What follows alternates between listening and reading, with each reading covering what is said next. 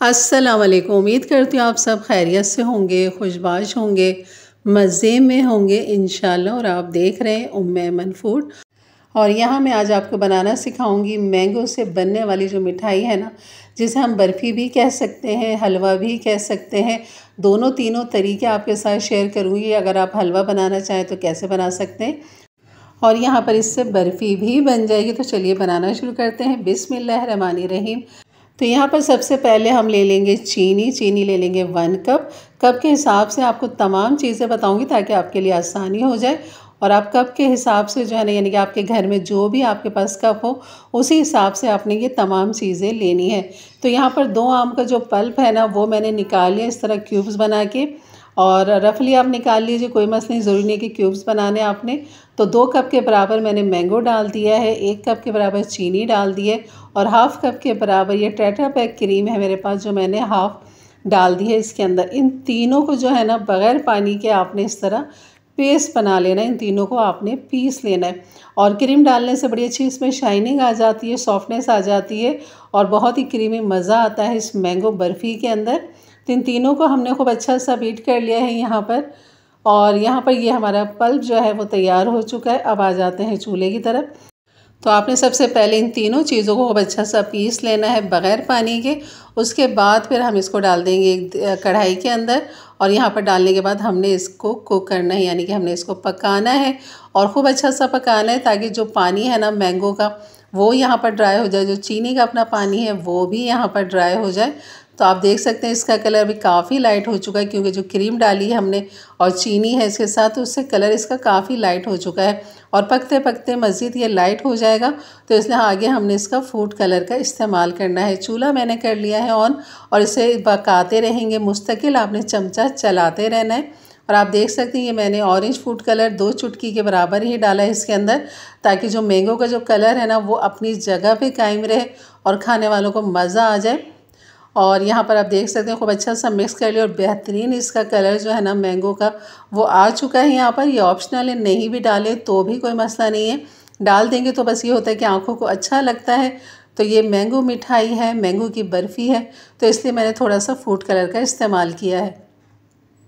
तो यहाँ पर मुस्तकिल आपने चमचा चलाते रहना है। आँच को मीडियम लो हीट पर रखना है, बहुत तेज़ आँच आपने नहीं रखनी है, वरना जो बबल्स है ना इसके सारे उछल उछल के आपके पूरे किचन को, आपके हाथ को, चेहरे को ख़राब कर सकते हैं। तो आपने मीडियम लो हीट पर इसको पकाना है। और आप देख सकते हैं इसमें काफ़ी अच्छी सी शाइनिंग आना शुरू हो गई है। तो बस जैसे इसमें मोटे मोटे से बबल्स आते हैं ना, तब आपने इसकी कुकिंग को रोक देना है। यानी जो अभी जितना ये लिक्विड नज़र आना है, थोड़ा सा थिक हो जाए, जैसे ये नज़र आ रहा है आपको। तो कम से कम मुझे 15-20 मिनट लगे थे इसे मीडियम लो हीट पर पकाते हुए। और मैंने इसमें इलायची पाउडर भी डाल दिया है खुशबू जायके के लिए। और यहाँ पर जो है नारियल ले लेंगे, नारियल से हमने इसको थिक करना है। तो नारियल का बुरादा मैंने ले लिया, फ्रेश लेना चाहे तो फ्रेश ले लें। मेरे पास ये नारियल का बुरादा रखा हुआ था, तो मैं ये कप के हिसाब से आपको बता रही हूँ। टेबल स्पून जो है ना, एक कप में भर के जो आएंगे वो 7 टेबल स्पून इसके अंदर आएंगे। तो आपने इस तरह ले लेना है।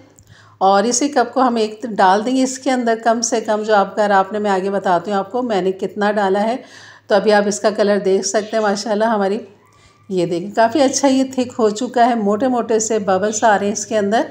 अभी कोकोनट हम यहाँ पर डाल देंगे, नारियल का बुरादा, इसको मिक्स करेंगे और थोड़ा सा इसकी थिकनेस देखेंगे। अभी ये लिक्विड है, मज़ीद इसके अंदर 1 कप और जाएगा, जो मैंने अभी थोड़ा सा रोके डाला, तकरीबन 2 टेबल स्पून रोके मैंने, वो भी मैं बाद में डाल दूँगी।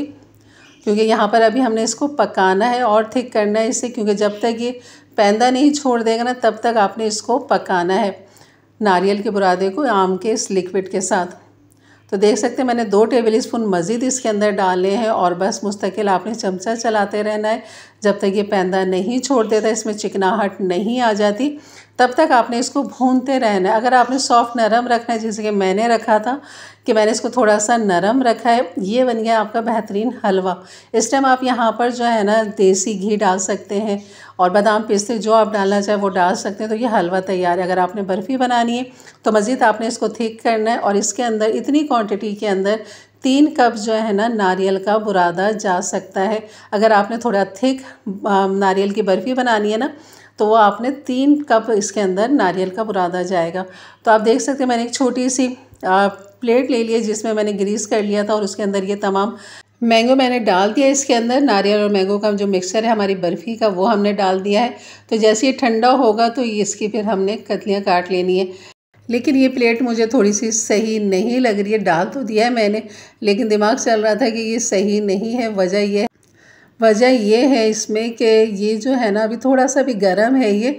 तो यहाँ पर ये देखें इसकी ना ये गोलाई आ रही है, बिल्कुल सीधा नहीं है जो इसकी कतलियाँ कट के निकले।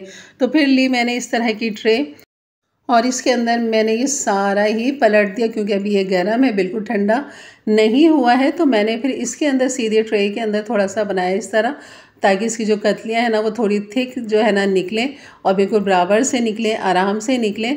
तो आपने भी इसी तरह की ट्रे लेनी है। और मैं यहाँ ग्रीस करना इसे भूल गई थी कि ग्रीस भी करना है, लेकिन प्लेट को तो कर लिया था जिसमें डाला था, लेकिन उसमें वो सही से सेट नहीं होता, तो इसलिए मैंने यहाँ पर ट्रे में डाल दी। कोई मसला नहीं, यहाँ से भी हम आराम से निकाल लेंगे, क्योंकि हमने जो मलाई डाली ना उसकी चिकनाहट काफ़ी इसमें अच्छी खासी है। तो बस इसे ठंडा होने के लिए रखते हैं। जैसे आप देख सकते हैं कि मैंने 2-3 घंटे के लिए इसको फ्रिज में रख दिया था ताकि खूब अच्छा सा सेट हो जाए, लेकिन अभी भी थोड़ा सा सॉफ्ट है। जैसे कि शुरू में मैंने कहा था कि मैंने थोड़ा सा इसे नरम रखा है। अगर आप इसको मज़ीद थिक रखना चाहते हैं तो 1 कप नारियल इसमें और डालेंगे ना तो बिल्कुल बर्फ़ी की तरह आराम से कतले इसके निकलेंगे।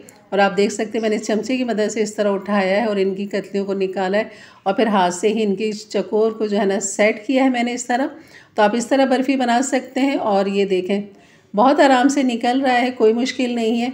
और मीठा खाने वालों के लिए यकीन करिए बहुत ही लाजवाब रेसिपी है, बहुत ही ज़्यादा पसंद आएगी। मेरे घर में बेइंतहा पसंद आई है और फरमाइश आ चुकी है जनाब कि जब तक आम का सीज़न है ये बर्फ़ी फ्रिज में बिल्कुल होनी चाहिए, क्योंकि ये बहुत ही मज़े की बनती है। और मैंने जो इस तरह नारियल इसके ऊपर लपेट दिया है ना, इससे और मज़ीद इसकी लुक निकल कर आई है और ये अपनी जगह पे बिल्कुल सेट है।